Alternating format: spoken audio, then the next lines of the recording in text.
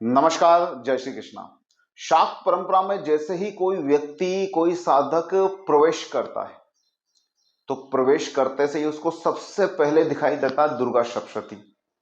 ये जो दुर्गा सप्तशती है, ये शाक्त परंपरा का प्रथम और अंतिम ग्रंथ है। बस यहाँ पे समस्या ये है, जो अपने अंदर ये रहस्य समेटे हुए हैं, इस रहस्य को बाहर निकालने की, इस रहस्य को प्रकट करने की विधि प्राप्त होना चाहिए।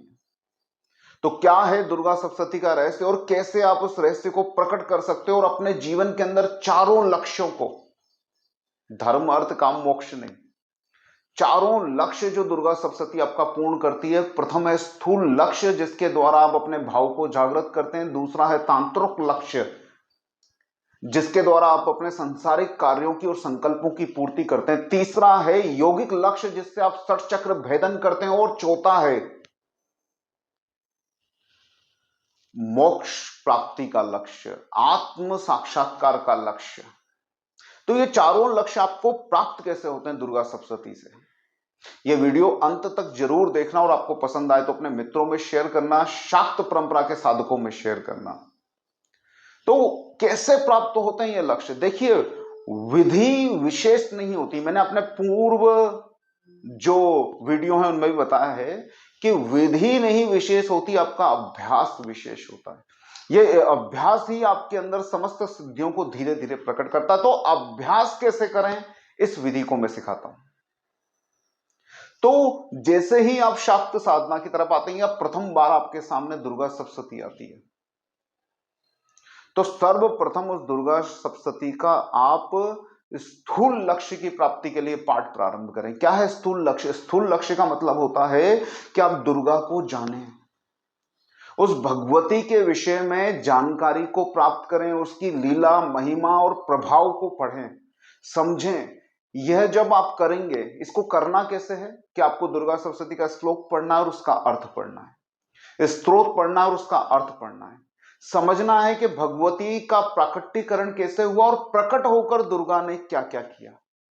ये जब स्थूल लक्ष्य के अंदर इसी भाव से आप पाठ करेंगे और जब उस कथा को हृदय से समझेंगे, तो धीरे धीरे आपको दुर्गा के प्रति सम्मोहन पैदा होगा, दुर्गा के प्रति इष्ट की भावना पैदा होगी।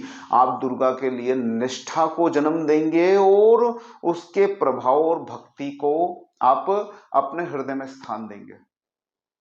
जब आप ये स्थूल लक्ष्य के पाठ करके, जब दुर्गा सप्तशती के पाठ के द्वारा आपकी आत्मा दुर्गा को इष्ट के रूप में जब अपनाने लगेगी, उसके प्रभाव से मंत्र मुग्ध जब हो जाएंगे, तब इस स्थूल लक्ष्य की पूर्ति के बाद फिर आएंगे आप तांत्रोक्त लक्ष्य की पूर्ति के लिए। क्या है तांत्रोक्त लक्ष्य पूर्ति? तंत्र का सीधा सा मतलब होता है कि आप इस समस्त संसार के सिस्टम को समझकर अपनी इच्छाओं को पूर्ण करने का सामर्थ्य हासिल कर सकें। तो इसके अंदर अब आपको दुर्गा सप्तशती के सिर्फ श्लोकों का और स्तोत्रों का पाठ करना है। अब आपको भावार्थ नहीं पढ़ना है। इसके अंदर आप प्रत्येक श्लोक के सहस्त्र सहस्त्र जप कर सकते हैं, या सीधे दुर्गा सप्तशती का धीरे धीरे नव चंडी, सतचंडी, सहस्त्र चंडी या लक्ष चंडी तक का अभ्यास कर सकते हैं। यह मंत्र शक्ति जब इस तरह के पाठों से जागृत होगी, तब आपका जो संकल्प आपने धारण किया है उसको पूर्ण करने में सहायक हो जाएगी। फिर आप जो भी संकल्प लेके दुर्गा सप्तशती का पाठ करेंगे, भले ही उसके पाठ आप फिर कम करें, एक पाठ भी करें, तो वह तुरंत मंत्र शक्ति तांत्रिक लक्ष्य की पूर्ति के हिसाब से आपकी कामना सिद्ध कर देगी। तीसरा लक्ष्य योगिक।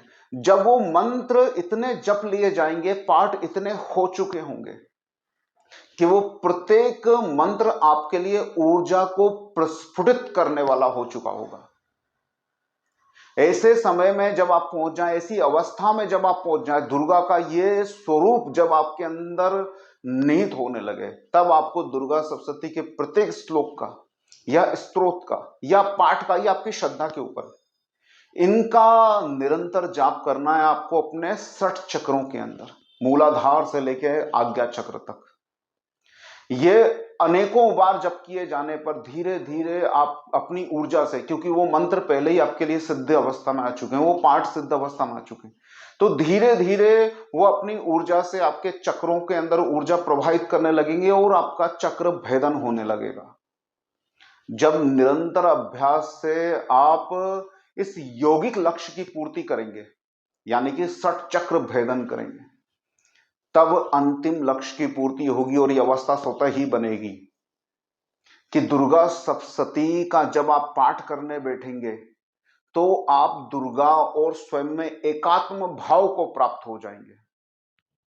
ये एकाकार की भावना की मैं ही मंत्र हूं, मैं ही दुर्गा हूं, जब ये भावना आपके अंदर से प्रस्फुटित होने लगेगी तो आप इसका अंतिम लक्ष्य जो कि मोक्ष परक है, ज्ञान परक है, उसको प्राप्त कर जाएंगे।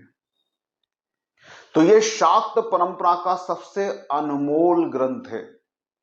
ये दिखने में सामान्य है और अक्सर इसको सामान्य की तरह ही प्रस्तुत किया जाता रहता है और सामान्य की तरह ही इसका पाठ होता रहता है। निश्चित आप नवरात्रें आए या कोई विशेष पर्व आए तो ब्राह्मणों को बुला के इनके पाठ कराइए, जप कराइए, लेकिन जब इस लक्ष्य की जो अंतिम लक्ष्य है मोक्ष या यौगिक लक्ष्य है उसकी पूर्ति जब आप जीवन में चाहें, आपका स्थूल पाठ, भक्ति भावना और तांत्रिक लक्ष्य माने कार्य सिद्धि, यहां तक आप अन्यों के द्वारा पाठ करा के श्रवण करने तक ठीक है, यहां तक आपके लक्ष्यों की पूर्ति होगी।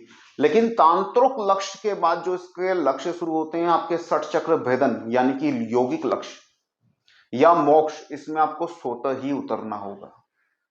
तो धीरे धीरे इसके रहस्य को समझने के लिए इसके अभ्यास को प्रारंभ कीजिए।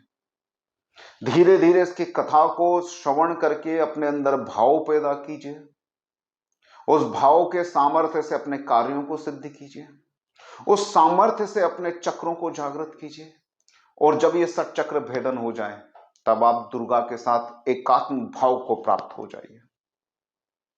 निश्चित रूप से यह वीडियो आपके काम का रहेगा और अन्य व्यक्ति जो साधना, शाक्त साधना के अंदर प्रवृत्त हो रहे हैं उनके भी काम आएगा। इसको शेयर जरूर करें। नमस्कार, जय श्री कृष्ण।